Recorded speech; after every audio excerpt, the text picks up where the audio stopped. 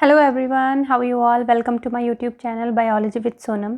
आज का हमारा टॉपिक जो है वो थर्मो रेगुलेशन है। थर्मो वर्ड हम जब भी सुनते हैं, थर्मो मतलब होता है टेम्परेचर, रेगुलेशन मतलब टेम्परेचर रेगुलेट करना।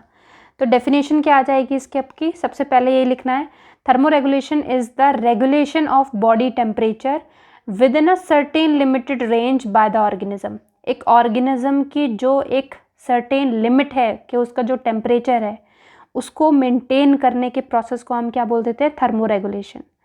3 हैबिटाट है यहाँ पे, एक्वेटिक, टेरेस्ट्रियल और एरियल हो सकता है। ठीक है, तो एक्वेटिक में क्या होता है? सपोज करो बहुत सारा पानी है, ठीक है, समुद्र है पूरा, ऊपर से पूरी डायरेक्ट सनलाइट पड़ रही है, लेकिन फिर भी जो समुद्र का पानी है उसका टेम्परेचर पे इतना ज़्यादा फर्क नहीं पड़ता। ठीक है, क्यों? क्योंकि जो वाटर है उसकी स्पेसिफिक हीट जो होती है वो बहुत ज़्यादा हाई होती है। ठीक है, जिसकी वजह से टेम्परेचर का कोई ज़्यादा इफेक्ट नहीं पड़ेगा एक्वेटिक ऑर्गेनिजम्स के अंदर। लेकिन वहीं पर टेरेस्ट्रियल जो लैंड पे एनिमल्स रह रहे हैं उनके ऊपर डायरेक्ट एक्सपोजर हो रहा है हीट का, तो उनका जो टेम्परेचर होता है वो क्या होगा? ज़्यादा होगा। और इनके अलावा भी क्योंकि हीट जो एयर होती है, एयर का जो स्पेसिफिक हीट होती है बहुत ज़्यादा कम होती है, तो वो जल्दी से हीट को गेन भी कर लेती है दिन के टाइम में जब सूरज होता है, और रात को उसको छोड़ भी देती है हीट को, तभी तो रात को ठंडा मौसम हो जाता है। ठीक है, और सीजन्स की भी बात ऐसी है, सीजन्स में भी सर्दियों में क्या होता है? ठंडी हवा को, ठंडे मौसम को ज़्यादा गेन करती है। गर्मियों में लू चलने लगती है क्योंकि गर्म आ जाती है हवा के अंदर, गर्मी आ जाती है, ह्यूमिडिटी कम हो जाती है। ठीक है, और एरियल एनिमल जो होते हैं जैसे कि बर्ड्स वगैरह, इनका टेम्परेचर टेरेस्ट्रियल वालों से भी ज़्यादा होता है क्योंकि ये थोड़ी सी और अबव ग्राउंड के ऊपर होती हैं। ठीक है, तो इनके ये ज़्यादा टॉलरेट कर सकती हैं हाई टेम्परेचर को। क्लियर है? तो इसी के बेसिस पे 2 टाइप के एनिमल्स होते हैं जो हमने डिफ्रेंशिएट करे हैं। सबसे पहला जो होता है दैट इज़ एक्टोथर्म्स एंड एंडोथर्म्स। ठीक है, एक्टोथर्म्स उनको बोलते हैं उन एनिमल्स को जो अपनी बॉडी का टेम्परेचर मेंटेन नहीं कर सकते। अगर बाहर का टेम्परेचर ज़्यादा हो रहा है तो उनका बॉडी का टेम्परेचर भी ज़्यादा मिलेगा, अगर कम हो रहा है तो उनको भी कम टेम्परेचर हो जाएगा उनकी बॉडी का। ठीक है, तो वो छुपते रहते हैं, ज़्यादा गर्मी से भी छुपेंगे वो ताकि बॉडी ज़्यादा हीट ना हो जाए उनकी, और ज़्यादा सर्दी से भी छुपेंगे वो ताकि उनकी बॉडी डीएक्टिवेट ना हो जाए, काम करना बंद ना कर दे। एंडोथर्म्स ऐसे एनिमल्स होते हैं जिनका बॉडी टेम्परेचर हमेशा कांस्टेंट रहेगा, चाहे सर्दी हो चाहे गर्मी हो, वो अपनी बॉडी का टेम्परेचर हमेशा रेगुलेट करते रहते हैं। ठीक है, एक्टोथर्म्स को हम लोग कोल्ड ब्लडेड एनिमल्स भी बोल देते हैं। ठीक है, और एंडोथर्म्स को हम लोग वार्म ब्लडेड एनिमल्स बोलते हैं। एक्टोथर्म्स को पोइकिलोथर्म्स भी बोल देते हैं। ठीक है, और इनको एंडोथर्म्स को होम्योथर्म। ये डिफरेंस की फॉर्म में आप याद रखना, आप इसको पैराग्राफ की फॉर्म में भी लिख सकते हो, दोनों ही करेक्ट हैं। ठीक है, जितने मार्क्स का भी ये क्वेश्चन आ जाए, 7 मार्क्स का आ जाए, 8 मार्क्स का आ जाए, 10 का आ जाए, तब भी ये जो लिख रहे हो आप बहुत मोर देन सफिशिएंट है। इसी को आप एक्सप्लेन कर करके लिख सकते हो। ठीक है, मैं आपको बिल्कुल ईजी लैंग्वेज में समझाने की कोशिश कर रही हूँ ताकि आप खुद वहाँ पे लिख के आ सको। एक्टोथर्म्स क्या होते हैं? They regulate their body temperature with the use of external temperature sources. जबकि एंडोथर्म्स क्या होते हैं? ऐसा जो अपनी बॉडी टेम्परेचर को रेगुलेट करेंगे कि बाहर का टेम्परेचर कुछ भी हो, हम अपनी बॉडी का टेम्परेचर खुद रेगुलेट कर सकते हैं। तो इनका टेम्परेचर इन्वायरमेंट के अकॉर्डिंग चेंज होगा, तो वेरी करेगा, अलग अलग टेम्परेचर होगा। जैसे एग्जांपल ले लेते हैं, मान लो फ़िश का हमने टेम्परेचर मेजर किया समर्स के अंदर, तो उसका टेम्परेचर नोट कर लिया हमने। अब उसी सेम फ़िश का टेम्परेचर हमने सर्दियों में मेजर किया। ठीक है, सर्दियों में पानी थोड़ा ठंडा हो जाता है तो फ़िश का बॉडी टेम्परेचर भी थोड़ा डाउन चला गया होगा। ठीक है, यहाँ पे अब हम अपनी बात करें, एंडोथर्म्स में हम अपना एग्जाम्पल ले सकते हैं बहुत अच्छी तरीके से। अब सर्दियाँ होती हैं, आप अपना टेम्परेचर मेजर करके देखो बॉडी का, तब भी वो 37 डिग्री सेल्सियस आएगा। अगर आप गर्मियों में उस टेम्परेचर को मेंटेन मतलब चेक करके देखोगे, मेजर करके देखोगे, तब भी वो 37 डिग्री सेल्सियस ही आएगा। क्लियर है बेटा? अब ये जो रहते हैं ये थोड़े से कम एक्टिव होते हैं, थोड़े लेज़ी से होते हैं, है ना, तो ये कम एक्टिव है कोल्ड टेम्परेचर्स में। और ये जो अपनी बॉडी का टेम्परेचर कहीं पे भी मेंटेन कर लेते हैं, हम हर जगह ही एक्टिव रहते हैं क्योंकि हमारी बॉडी टेम्परेचर चेंज नहीं हो रहा है। Active over a wide range of environmental condition, हम ज़्यादा हर एक कंडीशन में क्या कर सकते हैं? हम सर्वाइव कर सकते हैं। ठीक है, झेल सकते हैं कंडीशंस को। तो ऐसे एनिमल जो अपनी बॉडी टेम्परेचर रेगुलेट नहीं कर सकते वो बहुत ही कम जगह पाए जाएंगे, यानी कि जियोलॉजिकल डिस्ट्रीब्यूशन क्या होगी उनकी बहुत ज़्यादा कम होगी। और जो हर जगह अपनी बॉडी टेम्परेचर को मेंटेन कर पा रहे हैं, एक्सट्रीम कंडीशंस को झेल पा रहे हैं, तो उनकी डिस्ट्रीब्यूशन जो होगी वो ज़्यादा जगह पे मिलेंगे। इनको ये कम, अब एक्टिव वाले पॉइंट से लिंक कर देना, वो कम एक्टिव थे तो कम खाना चाहिए उनको, ये ज़्यादा एक्टिव थे तो इनको ज़्यादा खाना चाहिए। They have low metabolic rate, जब खाना ही कम ले रहे हैं तो मेटाबॉलिक रेट भी कम होगा, एनर्जी भी कम रिलीज हो रही होगी। इनका मेटाबॉलिक रेट ज़्यादा है, काम ज़्यादा कर रहे हैं तो एनर्जी भी ज़्यादा बन रही है, तो मेटाबॉलिक रेट ज़्यादा। एग्जाम्पल्स याद रख लेना, invertebrates, fishes, amphibians and reptiles. Examples हो गए यहाँ पे बर्ड्स और मैमल्स। अब क्या होगा अगर हम टेम्परेचर को ज़्यादा या कम करें, तो मेटाबॉलिज्म पे क्या फ़र्क पड़ेगा इन एनिमल्स की, एक्टोथर्म्स वाले। तो बेटा याद रखना, पोई किलो थर्म्स के अंदर अगर आप टेम्परेचर ज़्यादा कर रहे हो तो उनका मेटाबॉलिक रेट बढ़ता है, और अगर आप टेम्परेचर कम कर रहे हो तो उनका मेटाबॉलिक रेट घटता है। ठीक है, इनका तो ऐसे याद रख लेना, पोई किलो थर्म्स में लो टेम्परेचर पे मेटाबॉलिक रेट स्लो डाउन हो जाएगा और हाई टेम्परेचर पे मेटाबॉलिक रेट इंक्रीज हो जाएगा। लेकिन एंडोथर्म्स जो होते हैं, एंडोथर्म्स के अंदर आप टेम्परेचर को चाहे बढ़ाओ चाहे घटाओ, उनकी बॉडी का टेम्परेचर वही रहेगा, तो उनकी मेटाबॉलिक रेट जो है उस पर भी कोई चेंज नहीं आएगा, वो भी सेम ही रहेगा, क्योंकि अपनी बॉडी का कांस्टेंट टेम्परेचर मेंटेन करके चलते हैं। क्लियर है?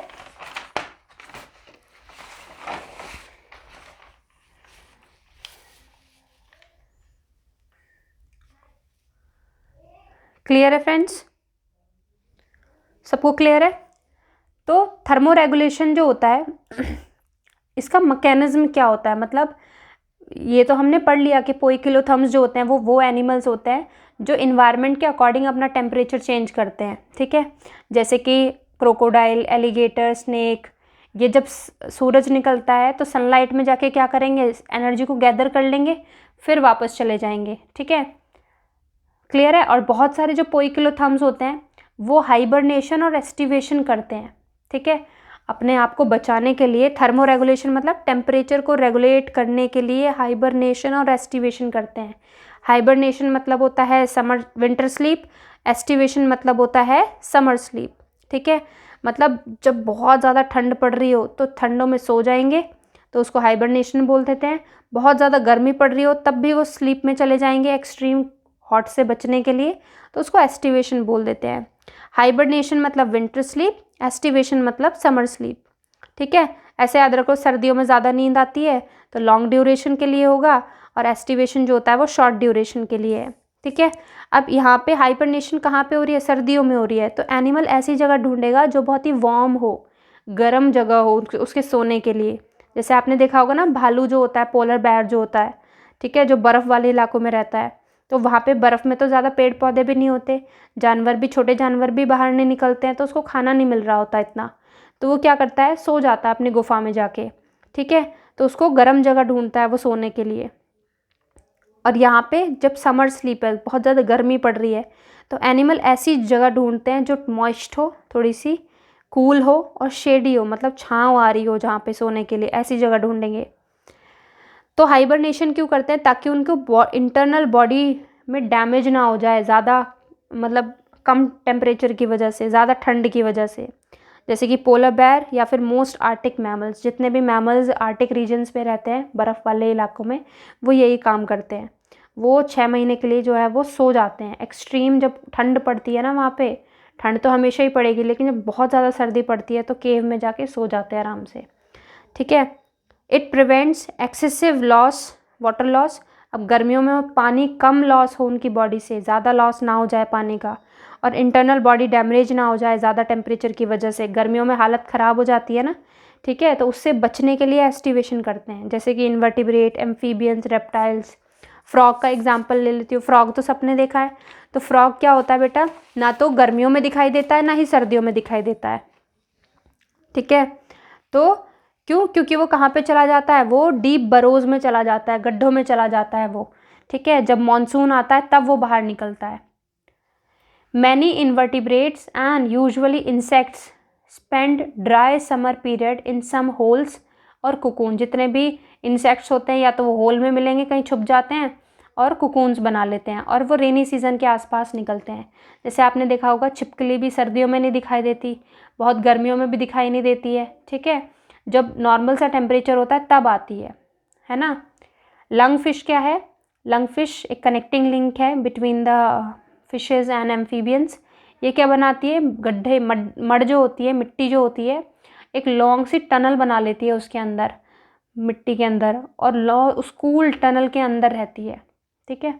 ये तो कुछ एग्जाम्पल हो गए, और भी बहुत सारे एग्जाम्पल ले सकते हो आप। फ्रॉग का एग्जाम्पल ले सकते हो आप, ठीक है। बहुत सारे एग्जाम्पल, पोलर बेयर का एग्जाम्पल ले सकते हो, ठीक है। रीज़न क्या है? हाइबरनेशन क्यों करनी पड़ रही है? ताकि वो अपनी एनर्जी को कंजर्व कर सके। विंटर्स में शिवरिंग होगी, तो शिवरिंग क्या एक तरह की एक्सरसाइज है, उसके लिए एनर्जी चाहिए। खाना मिल नहीं रहा उनको, तो एनर्जी को कंजर्व करने के लिए अच्छा है वो सो जाए, क्योंकि सोते टाइम क्या होता है, एनर्जी कम खर्च होती है ना। लेकिन अगर हम अपनी जान बचाने के लिए अपने हाथों को रब करते रहेंगे, वो पोलर बेयर ऐसे करता रहेगा। हम कभी बोलते हैं ना ठंड लग रही होती है तो हम एक्सरसाइज करने लग जाते हैं ताकि बॉडी में हीट प्रोड्यूस हो और गर्मी सी आ जाए। वो ऐसा करेगा तो क्या होगा, उसकी एनर्जी लॉस हो जाएगी, फिर उसको खाना ढूंढने के लिए बाहर जाना पड़ेगा, जिससे उसकी डेथ हो सकती है। तो वो क्या करता है, आराम से मस्त जाके केव में सो जाता है to conserve the energy during the winters. There is a scarcity of food during the winters and in hibernation much food is not required. तो खाना होता नहीं है सम विंटर्स में ज़्यादा, ठीक है। तूफान वगैरह चल रहे होते हैं बर्फ़ के, तो इस वजह से वो हाइबरनेशन में चला जाता है, क्योंकि हाइबरनेशन में ज़्यादा फूड की रिक्वायरमेंट नहीं होती है। टू सेव देयर लाइफ बचाने के लिए भाई अपनी एक्सट्रीम कोल्ड वेदर से। और एस्टिवेशन क्यों करते हैं जानवर? समर स्लीप में क्यों चले जाते हैं? जब इन्वायरमेंटल टेम्परेचर टू हाई होता है, मतलब बहुत ज़्यादा हाई, तो चांसेस होते हैं डेसिकेशन के। डेसिकेशन मतलब होता है खाल का ड्राई हो जाना, ठीक है, पानी सब उड़ जाना उससे, ठीक है, जल जाना। Of soft bodied animals. To avoid desiccation these animal enter in the some cool and moist place and remain there। तो वहीं पे रहते हैं, ठीक है, क्लियर है। अब जो होम्योथर्म्स होते हैं वो अपनी बॉडी का टेम्परेचर कैसे रेगुलेट करते हैं? जो होम्योथर्म्स होते हैं यानी कि एंडोथर्म्स होते हैं, वो अपना बॉडी टेम्परेचर कैसे रेगुलेट करते हैं? चाहे एक्सट्रीम -40 डिग्री सेल्सियस हो, बहुत ठंडा जमा देने वाली सर्दी, या फिर 40 डिग्री सेल्सियस हो, ठीक है, हम अपने बॉडी का टेम्परेचर रेगुलेट कर लेते हैं। और इसको रेगुलेट करने के लिए हमें एक प्रिसाइज रेगुलेटरी मैकेनिज्म चाहिए होता है, ठीक है। मतलब बहुत ही अच्छा वो चाहिए मैकेनिज्म बॉडी के अंदर। तो पहला जो मैकेनिज्म है वो है हीट प्रोडक्शन, हीट को जनरेट करना। तो हम कैसे करेंगे भाई? हम एक्सरसाइज करने लग जाते हैं, भागने लग जाएंगे, दौड़ने लग जाएंगे, एक राउंड छत का सीढ़ियों चढ़ के आ जाओ, तुरंत ही हीट प्रोड्यूस हो जाएगी, पसीने आने लग जाएंगे। तो थर्मोजेनेसिस, जेनेसिस मतलब फॉर्मेशन, थर्मो मतलब टेम्परेचर यानी कि हीट। साइमल्टेनियसली ये दो टर्म यूज़ कर सकते हो, टेम्परेचर और हीट एक ही बात है। तो टेम्परेचर का जनरेशन करेंगे हम। तो हमारी बॉडी के अंदर कुछ स्टोर्ड फैट वगैरह होते हैं और स्टोर्ड फूड होता है ग्लाइकोजन की फॉर्म में, जिसको चर्बी बोल देते हैं हिंदी में। तो ग्लाइकोजन जो होता है वो मसल्स में, लिवर में स्टोर होता है, और फैट जो होता है वो फैट स्टोरिंग सेल्स जो होती हैं, टिश्यूज़, एडिपोज टिश्यूज़, वहाँ पे स्टोर होता है। तो उनकी बर्निंग करेंगे हम, ठीक है। और उस बर्न करने पे मतलब उसका ऑक्सीडेशन में जो एनर्जी प्रोड्यूस होगी, वो एनर्जी हमें क्या करेगी? गर्म फील कराएगी। तो in body maximum heat is produced in liver and muscles, therefore the heat produce in the body is of 2 types. तो 2 तरह की हीट होती हैं, एक जो आपकी मसल्स बनवा रही हैं, दूसरा जो आपके हार्मोन्स की वजह से बन रही हैं। तो पहले टाइप की हीट प्रोडक्शन जो होती है वो शिवरिंग बोल देते हैं उसको। शिवरिंग मतलब कांपना, ठीक है, कपकपी छुटती है ना, ठिठुरते रहते हैं हम लोग सर्दियों में, ठीक है। In response to low atmospheric temperature, मतलब जब बाहर बहुत ही लो टेम्परेचर हो, there is gradual and general increase in the contraction of smooth muscles and skeletal muscles. The rhythmic contraction of body muscles causes oscillatory rhythmic muscles। ठीक है, मतलब muscles के अंदर स्मूथ मसल्स और कॉन्ट्रैक्शन होगी इनके अंदर, स्केलेटल मसल्स के अंदर, और इन्हीं मूवमेंट को, इन्हीं कॉन्ट्रैक्शन को क्या बोल देते हैं? शिवरिंग बोल देते हैं, मतलब कपकपाना, ठीक है। और ये एक टाइप की फिजिकल एक्सरसाइज होती है, एक तरह की एक्सरसाइज होती है जिसमें हीट बनती है हमारी बॉडी में। The heat produce during shivering is called shivering thermogenesis. ठीक है, नॉन शिवरिंग में क्या होगा, उसमें मसल्स का रोल नहीं है। ठीक है, this include heat production by increase in metabolic rate. ये क्या करेगी, इसमें मेटाबॉलिक यानी कि मेटाबॉलिज्म मतलब पाचन, ठीक है, रिएक्शन जो हो रही है आपकी बॉडी में टोटल, उसको क्या बोलते हैं। तो उस प्रोसेस में क्या होता है, हीट निकलती है किसी भी रिएक्शन के अंदर हमारी बॉडी में, तो मेटाबॉलिक रेट इंक्रीज कर देगी। ठीक है, ऑन एक्सपोजर टू कोल्ड। तो ये किस कारण हुआ है, दो हार्मोन है, एपिनेफ्रिन और थायराइड ग्लैंड से निकलने वाला थायराइड हार्मोन। तो ये दोनों हार्मोन जो होते हैं बेटा, ये क्या करते हैं, मेटाबॉलिज्म को क्या करेंगे, इंक्रीज कर देते हैं। ठीक है, जिसकी वजह से ज़्यादा हीट प्रोड्यूस होती है। अब ये नोट रख लेना, नोट 10 रुपये का नोट। नॉन शिवरिंग थर्मोजेनेसिस जो होती है is not due to the muscle contraction. ये मसल कॉन्ट्रैक्शन की वजह से नहीं होती है। किसकी वजह से हो रही है, ये हॉर्मोन्स की वजह से। शिवरिंग थर्मोजेनेसिस मसल कॉन्ट्रैक्शन की वजह से हो रही थी। ठीक है, तो ये एक टाइप की एक्सरसाइज है, फिजिकल एक्सरसाइज। ये फिजिकल एक्सरसाइज नहीं है, ये केमिकल हो गया एक तरीके से, केमिकल रेगुलेशन टाइप। ठीक है, नेक्स्ट क्या मैकेनिज्म हो सकता है, हीट लॉस। हम हीट को बाहर निकाल दें क्योंकि हम रेगुलेट कर रहे हैं ना। तो अब ये कब होगा हीट लॉस का, ये होगा गर्मियों में। अब मान लो बाहर भी गर्मी है, अब आपकी बॉडी में भी गर्मी मान लो प्रोड्यूस होने लग जाए एक्सरसाइज करने से, तो आपको क्या करोगे, उस हीट को बाहर निकालोगे अगर ज़्यादा हीट है आपकी बॉडी में। The surface of body exchanges heat with external environment bye radiation, conduction and convection and evaporation. ठीक है, 4 तरीके हैं जिससे हम हीट को लॉस कर देंगे। रेडिएशन मतलब क्या होता है, बॉडी एमिट हीट, एमिट मतलब बॉडी बाहर निकलती हीट। देखा है ना, कभी कभी हम भाग के आते हैं तो मुंह एकदम ऐसा हो जाता है जैसे गर्म हो रहा हो पूरी बॉडी। तो बॉडी एमिट, एमिट मतलब निकालती है heat in the form of electromagnetic waves. ठीक है, इलेक्ट्रोमैग्नेटिक वेव्स की फॉर्म में वो बाहर रेडिएट करती रहती है सारी हीट को। कंडक्शन मतलब होता है द बॉडी सरफेस लूजेस और gain heat bye conduction through the direct contact with the surrounding medium the air. मान लो आपने ठंडा पानी डाल लिया अपने ऊपर, ठीक है, तो ठंडा पानी क्या हो गया, आप पानी के कांटेक्ट में आ गई आपकी बॉडी, तो तुरंत ही क्या होगा, आपकी बॉडी की जो ज़्यादा हीट है वो पानी में ट्रांसफ़र हो जाएगी और बॉडी से बाहर निकल जाएगी।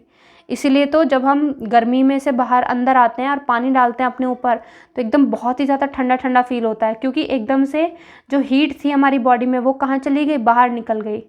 तो ठंडा पानी डालने से ठंडा फील नहीं हो रहा है, जो बॉडी से हीट बाहर निकल गई उसके बाद जो हमें फील हो रहा है उसकी वजह से ठंडक फील होती है। कन्वेक्शन मतलब होता है the body heat is continuously lost by a combination of conduction and convection. ठीक है, कंडक्शन और कन्वेक्शन मतलब बॉडी कंटिन्यूसली धीरे धीरे धीरे धीरे क्या होती है, लॉस होती रहती है, उसको हम कन्वेक्शन बोल देते हैं। इवेपोरेशन मतलब स्वेटिंग। आपने कभी बचपन में पढ़ा होगा कि हमें कॉटन क्लोथ्स पहनने चाहिए, ठीक है, क्योंकि जब पसीना निकलता है और कॉटन कपड़े जो होते हैं वो भीग जाते हैं पसीने में, और कोई हवा में कोई पंखा चला दे बस, या हल्की सी हवा आ जाए, तो जब वो उस पसीने से पास होके जाएगी गीली जगह से, तो आपकी बॉडी को ठंडा फील होगा। तो स्वेटिंग एनहेंस करती है हीट लॉस को from the body. Panting and gulars flutters are 2 different movements which increases evaporation from these surfaces। ठीक है, ये याद रखना है दोनों terms. Basal heat loss, evaporation of water from lungs during respiration through urine। तो basal heat loss किसको बोल देते हैं, जब हम सांस बाहर छोड़ते हैं तब भी हमारी वाटर जो ड्रॉपलेट्स होती हैं वो लॉस होता है बॉडी से, ठीक है, लंग्स के थ्रू। ठीक है, ड्यूरिंग रेस्पिरेशन भी लॉस होता है पानी का, ठीक है, लंग्स के थ्रू। वो हमें सर्दी में पता चलती है, भाप निकलती है ना मुंह से, तो वो वाटर वेपर्स होती है कंडेंस्ड फॉर्म में, है ना, भाप निकलती है मुंह से बाहर। तो रेस्पिरेशन के टाइम पे लंग्स से हम सांस बाहर छोड़ रहे हैं, यूरिन को बाहर निकाल रहे हैं, तो इन तीनों चीज़ों से पानी क्या हो जाता है, बॉडी से लॉस होता है, हीट लॉस होती है। पानी जाता है तो हीट भी लॉस होती है, ठीक है। एक्टिव हीट लॉस किसको बोलते हैं बेटा, एक्टिव हीट लॉस बोलते हैं heat loss by evaporation due to sweating, panting, spreading of saliva over the fur या फर। ठीक है, फ्लर नहीं है, फर है ये, ठीक है। जैसे आपने डॉग्स देखा होगा, वो अपनी चोट को चाट चाट के वो ठीक करते रहते हैं, या अपनी बॉडी को साफ़ भी रखना होता है तो वो चट्टू करते हैं, मतलब चाटते रहते हैं। कैट भी अपनी बॉडी को क्या करती रहेगी, चाटती रहेगी, ठीक है। तो वो सलाइवा को यूज़ कर रहे हैं अपनी बॉडी को क्लीन करने के लिए, तो उनकी बॉडी से भी क्या होता है, पानी निकलता रहता है ना। तो पानी के साथ साथ उनकी बॉडी से हीट भी निकलती रहती है, ठीक है। हीट कंजर्वेशन कैसे होगी हमारी बॉडी में, कैसे बचाएगी। Heat is not a perfect insulator of the body. Following methods help in the conservation of heat that is produced in the body. तो हमारी स्किन जो होती है वो परफेक्ट इंसुलेटर नहीं होती है। अगर परफेक्ट इंसुलेटर तो कुछ भी नहीं है भाई, जो आप बॉटल यूज़ करते हो गर्म पानी रखने के लिए, ठंडा पानी रखने के लिए, 1-2 दिन बाद, मैक्सिमम 1-2 दिन बाद वो क्या हो जाएगा, ठंडा हो जाएगा या गर्म, मतलब नॉर्मल पे आ जाएगा, ठीक है। तो परफेक्ट इंसुलेशन तो है ही नहीं कहीं पे भी, तो हमारी स्किन भी नहीं है, ठीक है। तो कैसे कंजर्व करेंगे, वैसोमोशन। वैसोमोशन का मतलब होता है जिसमें हम अपनी जो आर्टरीज होती हैं, जिसमें हमारा ब्लड वेसल जो होती हैं, ब्लड जो होता है वो फ्लो करता है, तो आर्टीरियोल जो होती हैं, कैपिलरीज जो होती हैं, ठीक है। तो इनका जो डायमीटर होता है, सपोज करो इतनी पतली सी ट्यूब है, अब हम इसका साइज़ या तो घटा दें, डायमीटर को पिचका दें इसको, या थोड़ा सा खोल दें इसको, ठीक है। सपोज करो इतना डायमीटर है हमारी ब्लड वेसल का, हमने ऐसे कर दिया, बढ़ा दिया या कम कर दिया, तो इसको बोलते हैं vasomotion. The change in the diameter of arterioles for controlling the blood flow in the capillaries is called vasomotion. तो अगर हम ब्लड वेसल्स को के डायमीटर को कम कर रहे हैं, यानी कि कम करने को बोलेंगे कंस्ट्रिक्ट करना, अगर छोटा कर रहे हैं डायमीटर तो वैसो कंस्ट्रिक्शन कहलाएगा। अगर उसको डायलेट कर रहे हैं, खोल रहे हैं उसको, वाइडन कर रहे हैं उसको, ठीक है, तो उसको वैसो डायलेशन बोलते हैं। डायलेशन मतलब डायमीटर को खोलना, बढ़ाना। Counter current